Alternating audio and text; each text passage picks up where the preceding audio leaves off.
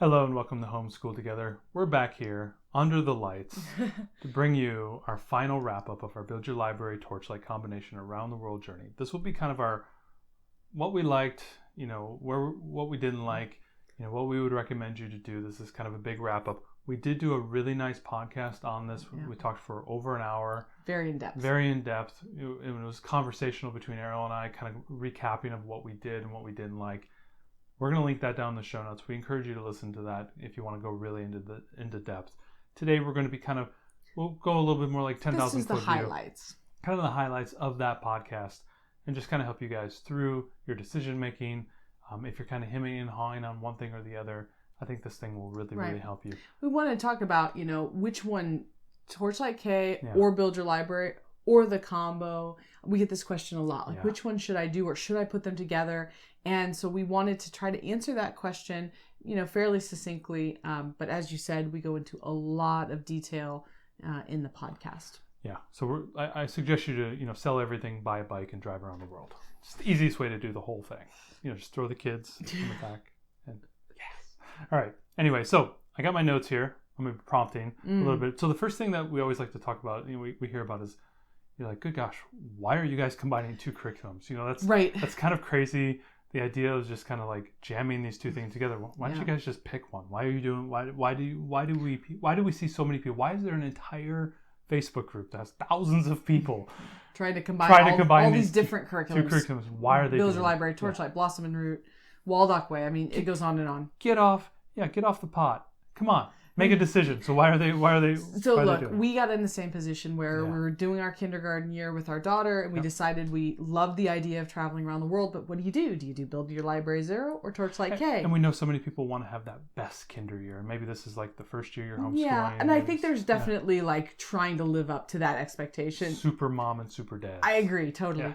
But the other thing is, the two curriculums are really good. They both have things to recommend them. They both have really great book lists. Yeah. And it's hard to choose. And there's a few places where they don't overlap very well. And so having both of them together is like, all right, now I can get a more comprehensive view.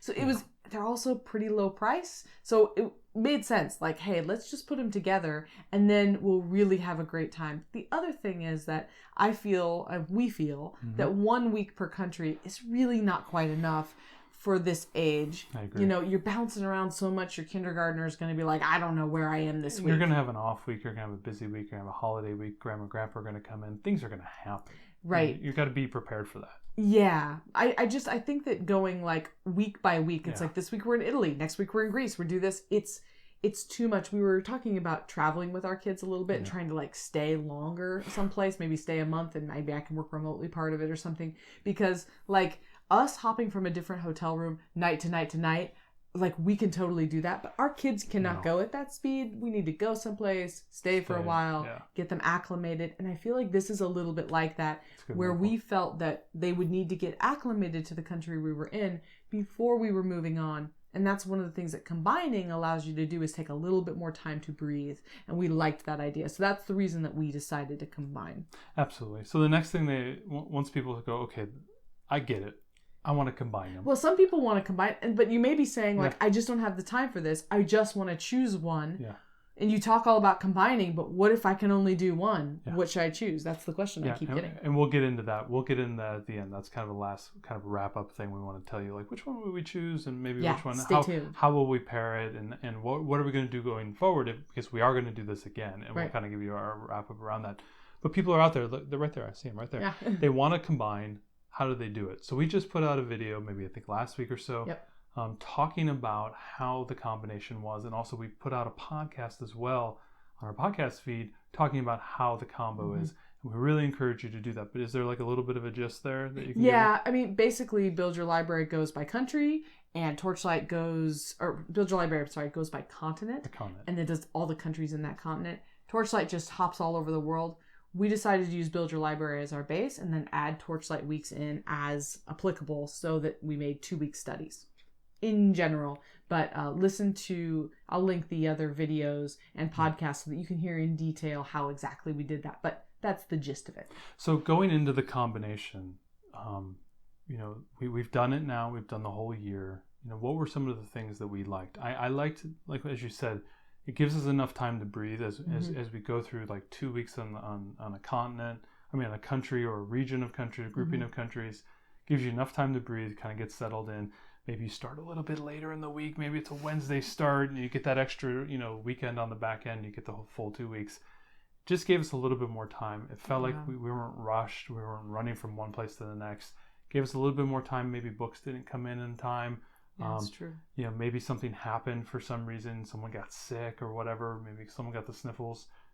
Very important. That just gave us that little bit of grace period there that I think was really helpful because it wasn't always the same thing every week. And I know I think in the video we did before, we showed how they break it up by day. And by the end of the curriculum, we were just doing 2 or 3 days a week on this curriculum. And we were just batch reading and doing a lot of work on one. We didn't necessarily stay with the Monday through Friday plan. And so basically, if you give yourself 2 weeks, you're really just thinking about, if you only do 2 or 3 days a week, you're really looking at 4 to 6 days over those 2 week period to do everything. So, and not full days, certainly. Not full days, Don't get that impression. Like an hour and a half at the most, but per day. So, yeah. Right. So what else did we like about the curriculum? I really liked the breathing room. I liked that they have a diverse book list. Both of them are different. Pulling in those new books was really nice. It was nice when a book wasn't available for one of the curriculums. I knew I could get it for the other one. I felt like I just always had coverage. So I liked that about combining as well. Absolutely. This is kind of the cool things that we liked. Now, things we kind of didn't like. Now, while we did get a little bit of time to breathe when we went around the world, man, after you've done 30 weeks, you get a little fatigued. It was a little leggy. Especially towards the end. I felt like we wanted to run to the end. Like, there's one of those things where when you're running like 3 miles, you're on a 5K, and you're working, and you're working, and you're starting off, you're like, oh God, this is 3 more miles to go. And once you get to like half mile left, you're like, yeah, let's get to the end, Yeah. And that's kind of how it felt like. Once we got to that long middle, like in a good book, right? You get that long middle period where it just, you kind of feel like it bogs down a little bit, but then you get to the end and it runs to the end. We did end up speeding up that 2 weeks, and we ended up combining some countries and making more regional views as we got towards the end, because we were getting a little bit of travel fatigue. Yeah. So, you could always stop and pick this up sometime later if you wanted to. I think that if you do strictly stick with 2 weeks per, you might get a little bit tired by the end. We definitely felt that. Well, and sometimes our learner did not, feel as engaged in certain areas. And so it kind of dragged a little bit. Like, it felt like I always had this like kind of rubric where if I said, hey, let's read some more books about this, whatever XYZ country we're in. And she's like, yeah. And I'm like, good. This is a good country. This is a good region.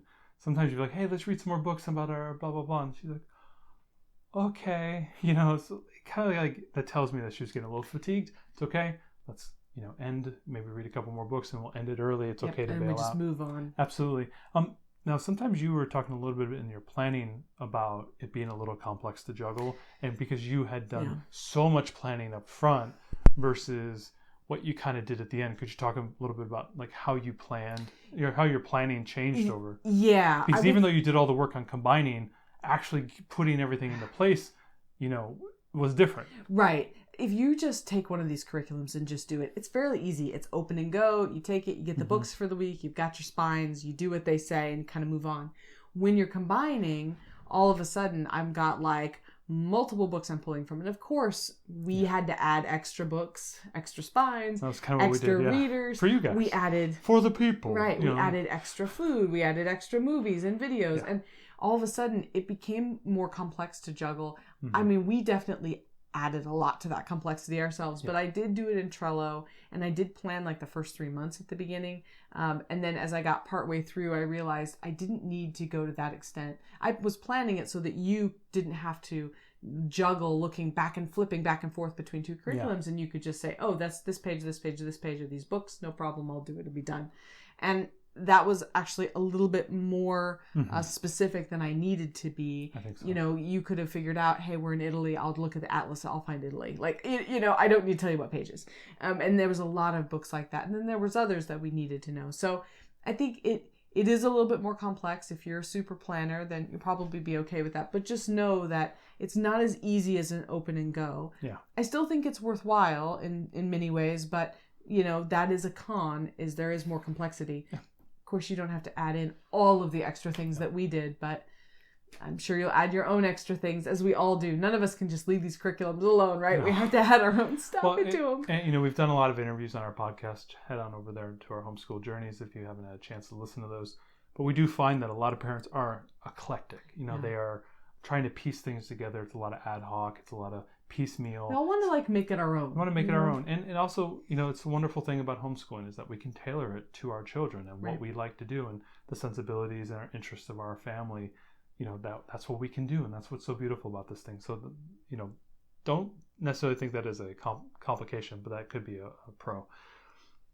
That's the combo. That's what we did and didn't like. Let's jump into the 2 curriculums. So we'll start with Build Your Library. What were the things that we liked about Build Your Library? So I think it had a really good book list. Yeah, I think it was really solid. Our daughter liked... all the way through, I think. Yeah, our daughter liked almost every book, with the exception of we're not folklore, folktale, and poetry people. That's just our personal preference. And that's okay.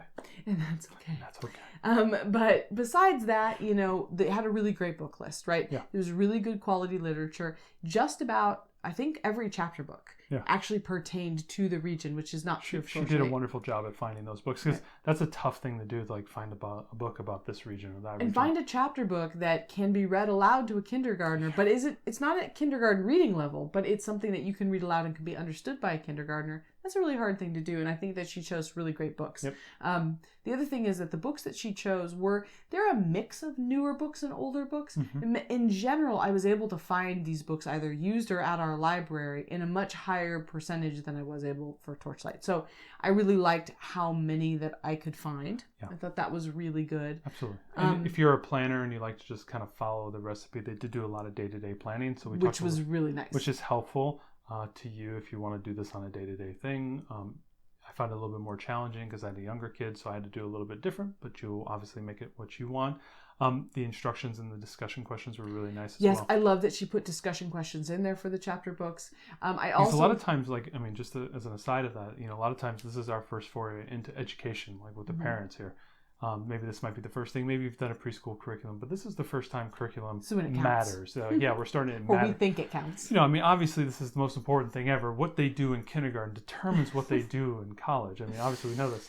But this is a lot of times this is the first time we're being an educator, and we're kind of getting over that hump as well as an educator and that fear and anxiety about ourselves. So it's nice to kind of have those things given to you when you start. And then obviously once you become comfortable, you make it your own and you realize, oh, it's not that complicated. I can do this, and we can do it in this way. That makes it a little bit better for us in our schedule. Yeah, agreed. Absolutely. I also really like that the overarching project focus of Build Your Library is on animals, because that's a thing that kids can really get into, and our daughter really enjoyed it. So there's an animal profile page that you're supposed to do each week, and you could either write the information about the animal or draw pictures, like what the animal looks like as a baby and as an adult, and what it eats and what are its predators and where is it located. And you can tailor that to the right level of your child. It says 4 to 6 for Build Your Library, and I think that's totally on point. If you had to do this with a 4-year-old, you definitely could.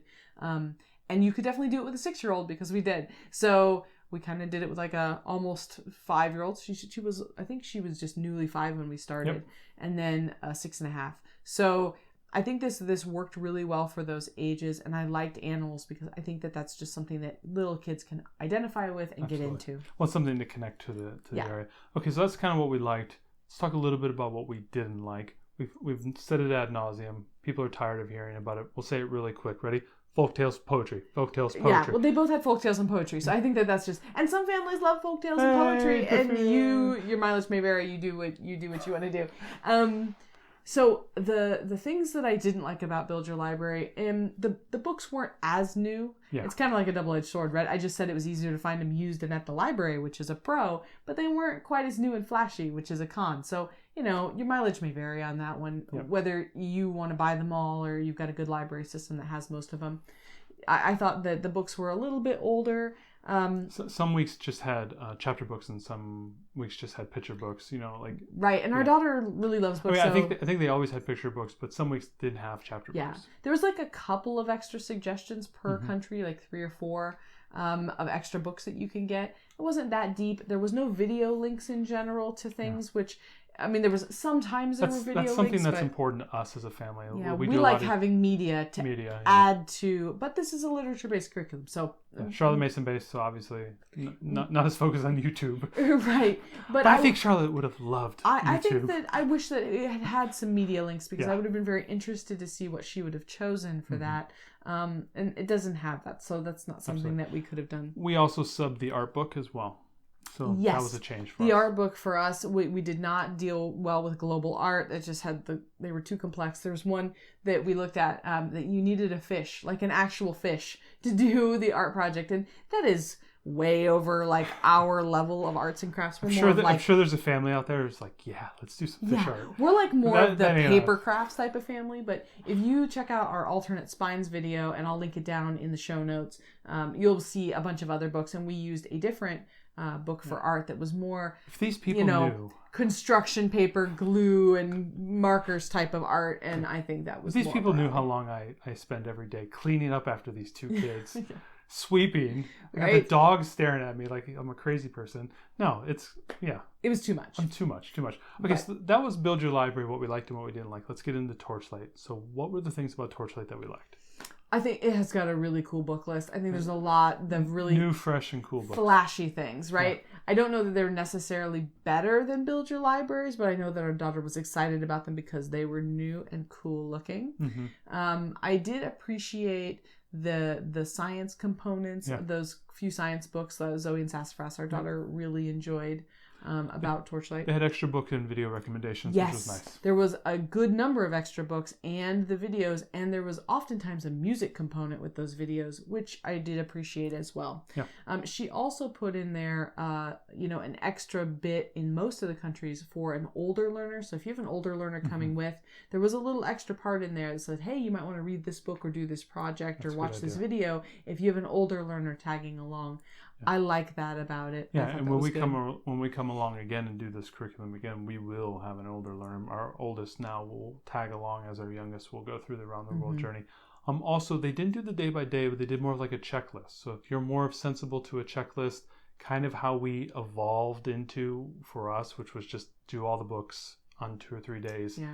Instead of having it like prescriptive day by day. It's just really two different styles between Build Your Library and Torchlight. And it depends what I think works best for you and speaks most to you. Yep. So that's kind of what we liked. We really liked those points.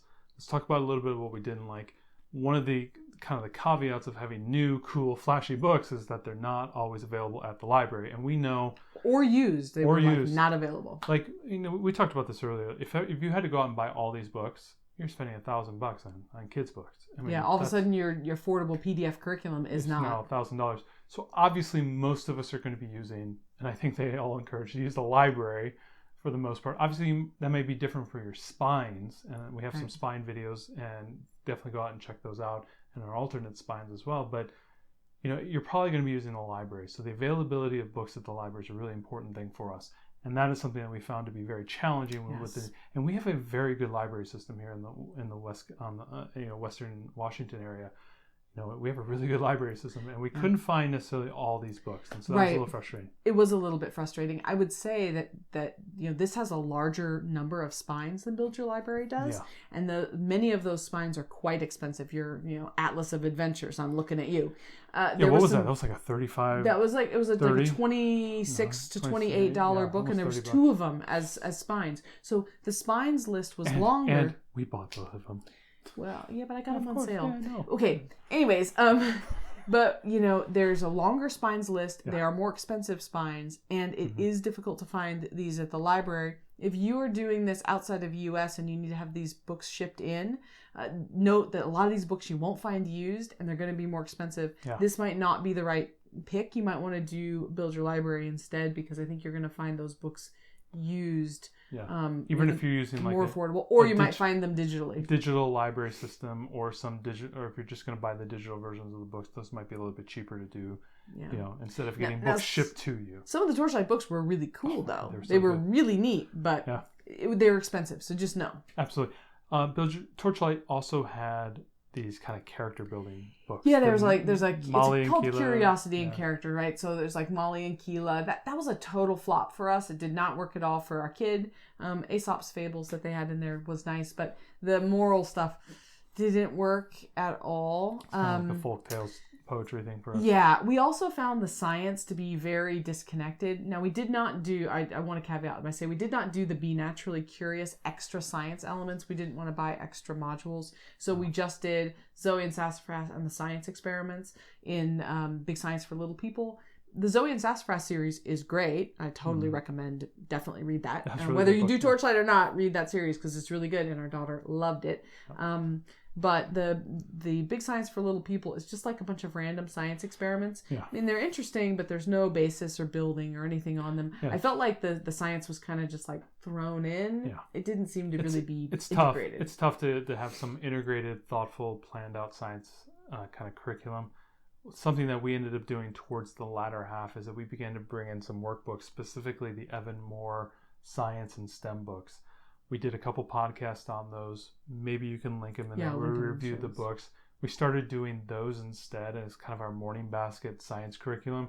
And while it was just workbook focused, there was also science experiments that went along with it.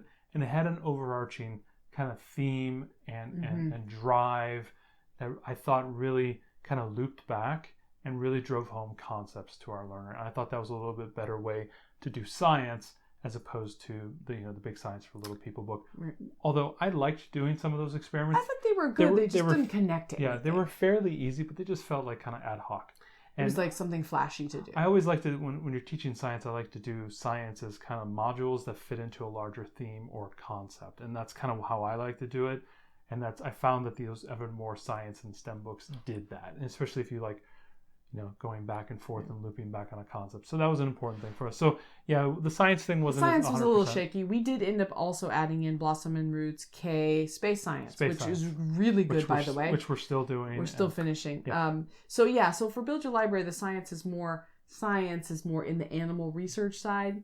I think for kindergarten it works, but in Torchlight they really tried to do this specific, science with Zoe and Sassafras and the Big Science for Little People, and I felt it was disjointed. I'm sure the Be Naturally Curious elements are maybe more cohesive, but then those wouldn't link to the Big Science and Zoe and Sassafras anyway. So then you have three parts that all don't touch each other.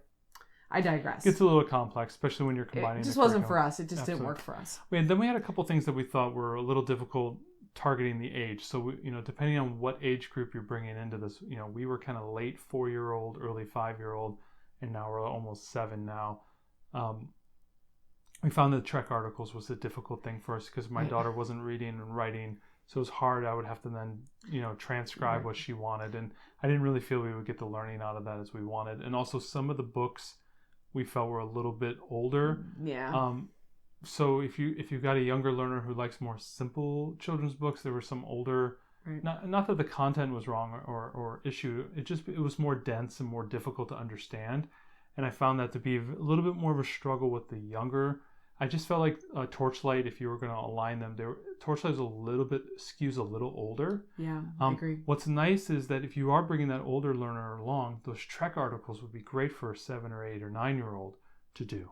And so you can peel those off and give them to your older learner as kind of like an alternative there. And also some of those books that maybe if you don't think are going to fit your 5-year-old or your early 6-year-old, but they might fit your 7 or 8-year-old who's coming along with the journey, that might work for you. But those were kind of some complications that we found. Right. I think just very minor and subtle things, but that was something we saw over the evolution. I think by the end of the journey, when our daughter was like 6.5, the content problem in the books was not there. Right. And the Trek articles, maybe she could have done it. So the Trek, just so in case you don't know, the Trek is as if you were a travel writer.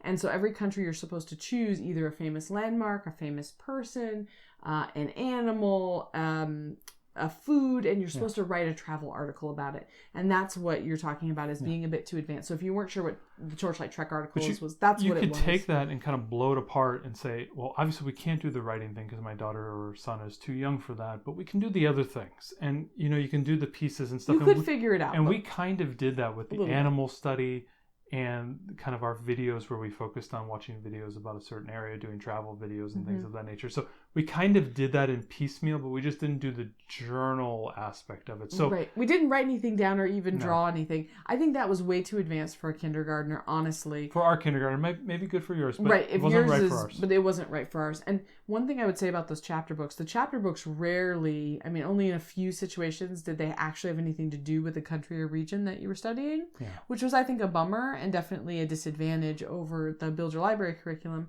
That being said, you could decide to do the Build Your Library books earlier and push some of those chapter books that were harder maybe later as your child is older. If you do combo them, that's an idea to do. But definitely the fact that the chapter books had nothing to do with it, and my daughter kept going, but wait a minute, what does this have to do with, China? I don't understand, type thing. And it was like, well, it doesn't have anything to do with it. Yep. So that was kind of hard for her to really process that, because one week we were reading Build Your Library where it did, and then the next week we would read something for Torchlight where it was like off in left field. It was a good book, but nothing that she could connect. And so that felt a little bit disjointed with Torchlight. So that's our, Torchlight, kind of what we did and what we liked, what we didn't like. Let's get a little bit into kind of the overall summary. First thing that we realized when we first started off, and I think you'll see this in the first few videos that we did, was the minute we got into this, we realized, wow, there's a lot to cover and a lot to do. Probably the best thing for you to do when you're doing the around the world journey, and you'll see it in our videos, we like to focus on things. Keep it to 2, maybe 3 things, and really hammer those things. Like, for example, Brazil's a good example of that. We did Carnival and we did the rainforest. And those were the 2 things we focused on. We didn't really focus on all the other things. I mean, obviously it's a huge, culturally rich country, and there's so many different things you could cover. And you only have a week, maybe 2 weeks to cover those things. And if you're only doing 2 or 3 days a week, you can see how quickly you get into this paralysis of, I got to cover everything, I got to do everything. Don't do that. Really go down, niche down, find those 2 things that your learner likes, and focus on those things. That was really the first thing we did. They were our pillars. Those were our pillars. And then obviously we did other things and we learned about other things, but those are the 2 things we always tried to feed back into. And if there was a book that fed into one of our pillars, we, as a learner, I would articulate that, oh, this is another book about the rainforest. Let's learn more about the rainforest. So your emphasis. Watch Rio, where they're going to the rainforest, and they're at Carnival, right? So those movies were perfect for that. That's a good example of what we're talking about. Additionally, if your family has any cultural heritage, or they have any a special connection to a certain area, friends, your best friends are from, say, India, or they have a good friend who's from Europe, or your aunt is currently living in Denmark, whatever it might be. That is a great excuse to do a deep dive on those cultures, on those people, because it's something that is really connecting, and it's something that's enriching, and they are motivated to learn about those people, those culture, the food, the great monuments, the history of those people. Really focus on that. Those were 2 things that we found right off the bat that really helped, I thought, with the curriculum. Whether you're going to do the just Build Your Library or just Torchlight or do the combination, whatever you want to do, keep those in mind when you get into the curriculum. That was an important thing for us. Ariel, I went to the store. I got a Nerf gun. I'm pointing it at you. If you had a choice between Build Your Library or Torchlight, which one would it be? Build Your Library. Build Your Library. I agree. Yep. Build Your Library. And I think that's what the people wanted. They waited 20 minutes for that. Yes, Build Your Library is our answer. There's a lot of reasons for it. I think that it's a more cohesive curriculum. I think that it feels more cohesive, the going continent by continent as opposed to just jumping around the world. I know that if we jumped from one continent to another constantly week after week in Torchlight, my daughter's head would be spinning. And for you to say, okay, well, I like the Torchlight, I like the books, I want to do these newer books, you're going to have to do work to kind of break it apart and reassemble it into kind of a coherent path through the world. It's a little bit more work for you. It's fine. If you do the combination, you're going to have to do that breaking apart anyways, because of the way you'll have to choose whether you go country by country, hopping around, or you go region by region by region by region, like Build Your Library does. You're going to have to break up Torchlight anyways and then slot it in where your Build Your Library is. So you're going to have to do this work, kind of regardless. Yeah. I mean, I think if you're only going to do one, Yeah. you don't want to combine and all that stuff, just do build your library. You can always put a few of the Torchlight books in that you think are really particularly interesting. Well, and that gets into what we would do. So we would say use build your library as your main curriculum, and then you buy Torchlight and use it for the book list, which is phenomenal. It's a really good book list. Good book list. It's really good. And you know, if you don't want to buy two, then just do build your library and then sprinkle in some other books that you think look good. Yeah. I do think that it's worth, you know, the books for Torchlight, most of the books are there right on their website. It's free for you to look at, but you know, we really do want to compensate these creators for making such great curriculum. It's not very expensive. So even if you're going to do build your library with a smattering of Torchlight stuff here or there, not really full combo, Torchlight's absolutely still support them. Yeah, Torchlight's absolutely worth purchasing just to get the book list, to get the questions, the videos, the recommendations, the chapter books. You don't have to do all of it, but it's going to give you a lot more if you want to kind of do like a dirty combo. Right. Like if you're thinking about like that, where it's not like a full combo like what we did, but you're kind of going, okay, I want to just kind of put these two together and see what falls out, and I'll take what's left. Right. It's sort of like building a snowball. Yeah, maybe you want to do build your library and you're just going to add in pieces each week that you want from Torchlight. That would be good. But if you're only going to do one, I think build your library is going to give you and your learner a great journey around the world. It's got good books. Yep. It's got a really good cohesive flow. She also does a continent overview of every continent first before going into the countries, which I think is really good. Yeah. Gets your learner oriented to, you know, where we're at in the world and what is significant about this continent. The book choices for chapter books all align with the regions, which I think is great. In the idea of I think it's a really solid way to go. The idea of going around the world, I think it just has a better cohesive nature to it. Like it feels like, okay, it does. When I get this, I'm going to go around the world, and it's going to be just kind of a thoughtful, you know, journey around the world, as opposed to jet setting back and forth like you're just, you know, some person that's traveling around the world randomly, right?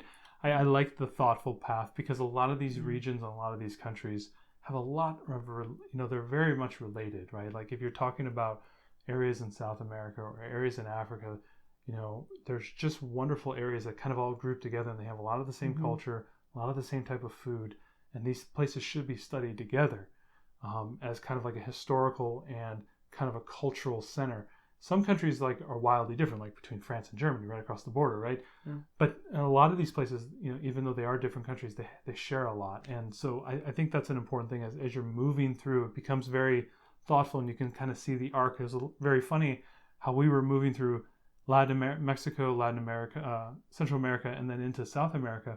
We started seeing a lot of the same themes coming in. And that was a really cool thing from my point of view, of like the learner, and go, wow, this is an important thing, because I've seen the same theme come up in books from this country to this country to this country. And I wouldn't have seen that if I jumped to Norway, then I jumped to China, and then I came back to Panama, right? I wouldn't have seen that, because I would have forgotten it. Oh, that was like 8 weeks ago. You also can't study by biome if you do it that way, yes. which I think... especially when you're doing animals. Right. The next iteration, when we do this again... the animals don't know about those country borders. They don't care about any of that stuff. When we do this again in 2 years, when our little one is 5 and our older daughter's 8.5... I know. When we do this again, we're gonna be using Build Your Library. We're gonna kind of do a similar combo, but we're going to focus on the areas that we think our kids are really gonna enjoy. And when we're in these certain areas, we're gonna focus more on that biome. So for Brazil is a great example. Rather than study just Brazil and then the Amazon, I'd rather study that entire region of South America where the Amazon is, and then we can still study Carnival. Yeah, there's like 3 or 4 other countries there. You know, Ecuador, Peru. They on the other side of the Andes, the other half of their country is in the Amazon. Right. So I think focusing on biomes, because it is animal focused, and I know our youngest loves animals. I think that's going to be a focus. It's going to be less about the countries. It's going to be more about the animals and biomes. Yeah, those countries happen to be. I'd like to focus more about culture and geographical biomes, because like you were talking, we did like Peru and Chile and Argentina. Well, we did like Chile and Argentina, and then we had to do Peru later. It was like, well, where do we study the Andes? Do we do it in both, or do we like that was a very confusing, because like you said, like mountains don't know borders. No. So. I think that we're going to take more of that approach, and if you use Build Your Library, I think it's easier to do that with. So that would be our advice. If you want to just get one, we do think they're both worthwhile curriculums. We're glad we purchased them both. Absolutely. They both have great features Great books. Great books across both that of them. are really terrific. I'm really impressed that the amount of time and effort it takes to make these two curriculums. Oh yeah. Like, we put together these goofy resource guides that are really good. We put a lot of time into them. Yeah. I was just working on it today. Check them out in the show notes. But, that's just links to videos and books and stuff and a lot of the things that we did. But, like, thinking about what these guys do, Emily and the creator for Torchlight do for, Build Your Library and Torchlight, it's just incredible how much work it takes to get into this. And, to be able to get both of these for, a dinner, a dinner night out for the two of us with a babysitter. It's amazing that we can get a curriculum and get a book list, go use our library, and essentially do an entire kindergarten curriculum using YouTube, using our library, using these curriculums, using some art materials. I mean, you can be out the door for a couple $100 and do your whole kindergarten with just that. You don't have to buy a single book. It's amazing. It's amazing. I think they're each like $40. They're not that expensive. Yeah. I think that they're worth a purchase. But if you want to know which way we would go, now you know our answer. And as we do this, but we're going to combine. We do it again. We are going to combine. We're going to combine, but we're going to. I think we're going to spend as much time. Well, we're going to focus now that we've done this once. We know where our learners really enjoyed, like when we do UK and the British Isles. We're going to do 3 weeks on that because there was simply not enough time in 2 weeks. And we'll probably do like 2.5, 3 weeks on Italy. And there's probably going to be other countries we're just going to skip altogether because we weren't that into it. So we're going to make our own tweaks based on what we know that we really enjoyed. But you can feel free to do that too. If you're looking at something and you have Italian heritage or something, maybe you add an extra week onto it. Yeah. Or, your kid's just not that interested in Southeast Asia. Maybe you don't, or maybe you just do an overview of that and you don't go into it for a whole week or 2 weeks. So, you can really make these what you want them to be. There's no rules saying you have to go in a specific order or you have to cover everything. And definitely check out our video of what we wish we knew, and we'll link it down here in the show notes because I think that's really valuable before you start either one of these curriculums or both of them together. All of that advice, I think, still holds true no matter which way you go. But we hope you've enjoyed these videos. I can't believe we're at the end. We've done... Do you remember when we first started, Ariel? We were like... We'd walk out, we're going to vlog how we did Canada. We're going to see how that goes. Ariel and I are sitting there going, oh my God, we got to make... Do you realize what we just did? We just signed up for 90 videos. Right. So this does conclude it. I do have some hopes and dreams about doing book reviews for some of the chapter books that we really enjoyed from these curriculums. I don't know exactly when I'll get to them, but this is our last official video about Torchlight K and Build Your Library 0 as a combo. Anything else we do will just be individual book reviews. They're asking what we're going to do next. Obviously, we're going to go on to Build Your Library. We're going to do the level 1, right? Build Your Library 1. No, that's not next. Isn't that what? No, that's not next. How do you not know what's next? Oh no, we're doing the Blossom and Root. Help me. I'm going to help you. Help me. Okay, we are doing a combo of Blossom and Root and Build Your Library Prehistory. Prehistory, thank you. So I'm in the middle of planning that right now, and we will come and talk to you about that too, and how we did the combo and how it goes as we go through. But we're doing that for the rest of 2022. And we're also starting a curriculum this year with our little one. We're going to do the Blossom and Root level volume 1. Early Years volume 1. Early Years volume 1, and we might do a video or two every once a month or so, and just kind of wrap up what we did with that and kind of give it that experience. So if you've got a younger kid who's like 1, 2, and you're thinking about what you need to start doing with them in about a year or so, we're going to have videos about that as well, and we're going to continue on with our oldest as well.